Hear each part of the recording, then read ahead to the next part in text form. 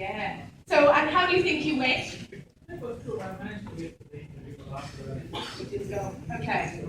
You got through the phone interview stage. Brilliant. Absolutely. So we've really raised some interesting points here about phone interview stage in terms of what do we say, how do we structure what we say, and then how do we ensure that we get ourselves, I mean, you call was in a phone in a shopping centre. So how do we find ourselves in a better position? So there's a few things we can think about. Now let's look at this.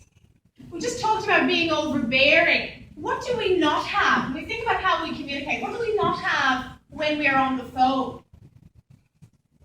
Body language and expression, absolutely. So you don't have the hands, you don't have those sorts of things.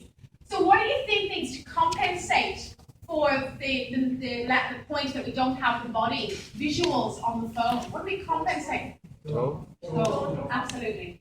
So this is where we really need to think about the tone of voice that we're using to get our message across and the structure and the words that we actually use. So really tight, short, sharp, but effective communication is really quite important.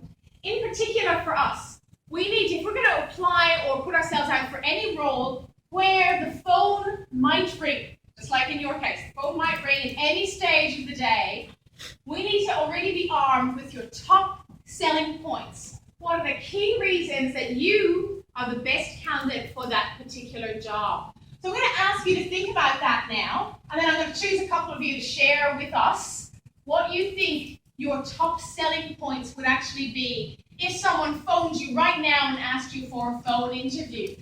Okay, and this is not necessarily for us to say to the person, but for us to have in our mind, so we're really clear when we do answer those questions, what are the key messages we need to get across. So what are your top 3, say, selling points for the roles that you might be going for? How quick